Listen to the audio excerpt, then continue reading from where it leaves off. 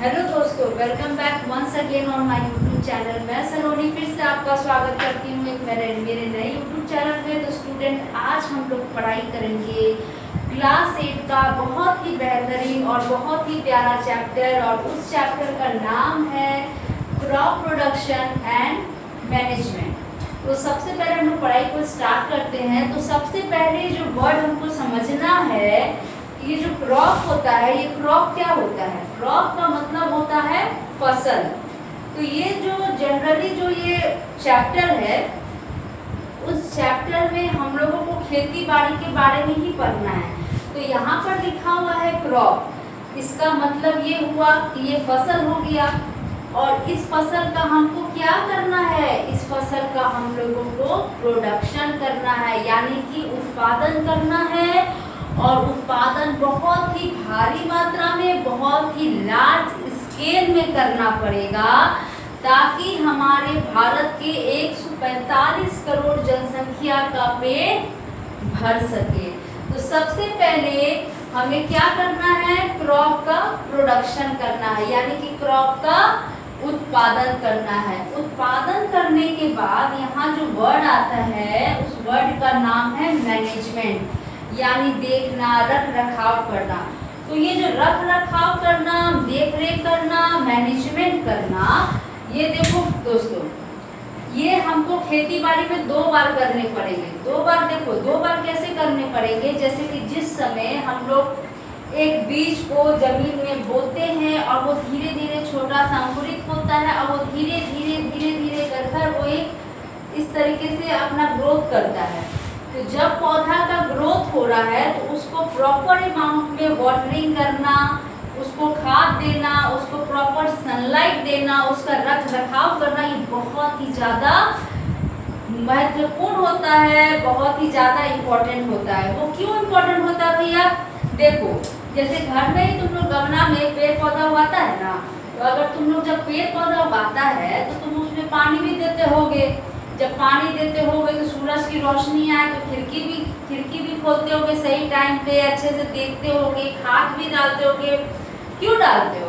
ताकि हमारे घर के गमले में जो मैंने पौधा उगाया है वो प्रॉपर टाइम पे फूल दे। उसी तरीके से जब अगर हम कोई बीज को अगर हम बोते हैं मिट्टी के अंदर, उस टाइम भी हमको रख रखाव करना पड़ेगा। क्यों रख रखाव, देख रेख क्यों करना पड़ेगा? ताकि वो पौधा अच्छे से बड़े हो और अच्छे से फसल का उत्पादन हो, और फसल का जो उत्पादन हो वो बहुत ही भारी मात्रा में, बहुत ही लार्ज स्केल में, अच्छे अमाउंट में उसका उत्पादन हो। ये किसान मन में ये सोचता है और प्रॉपर पर डे मेहनत करता है अपने खेती बाड़ी में, ताकि फसल का उत्पादन अच्छी मात्रा में हो, ताकि वो अच्छा से अच्छा प्रॉफिट गेन कर सके। अब से तुम ही लोग देख लो, तुम लोग डेली पढ़ता है ना भैया? तो काहे पढ़ता है? तुम लोग हर दिन मेहनत करता है। क्यों मेहनत करता है? कि एक दिन हमको अच्छा नंबर स्कोर हो सके।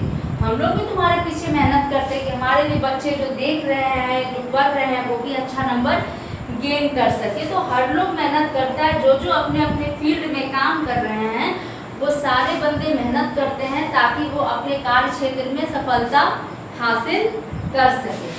तो सबसे पहले जब हम लोग फसल को उगाते हैं, उस टाइम भी हम लोग प्रॉपर्ली उसका ध्यान देते हैं, ताकि फसल अच्छे से उग सके। तो पहला मैनेजमेंट वो हो गया। और दूसरा मैनेजमेंट क्या हुआ?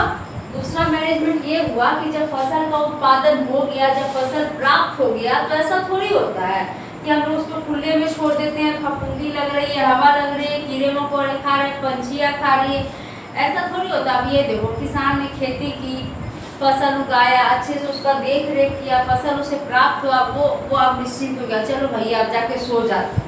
ऐसा थोड़ी होता है।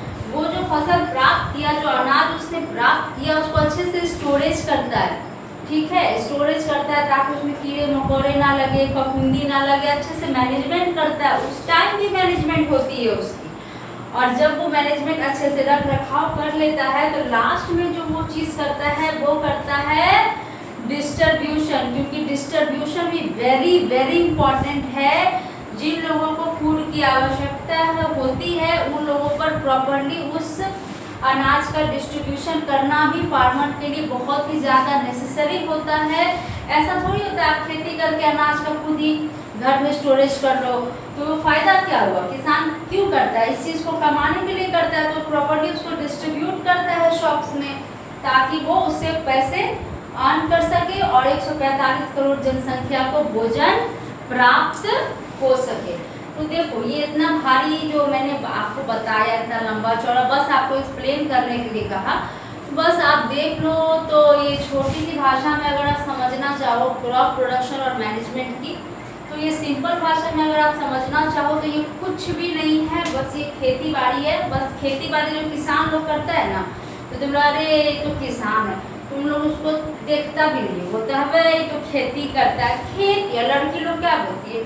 अगर लड़की लोग से अगर शादी ब्याह का बात करोगे, तो अगर उसके पिताजी माताजी बोलेंगे लड़का किसान है, तो क्या कहेगी लड़की? किसान। किसान से कौन शादी करता है? किसान से हम शादी करेंगे? हमको नहीं चाहिए किसान, हमको तो डॉक्टर चाहिए, इंजीनियर चाहिए। अरे बेवकूफ़, किसान अगर दुनिया में नहीं रहेगा तो पेट कैसे भरेगा?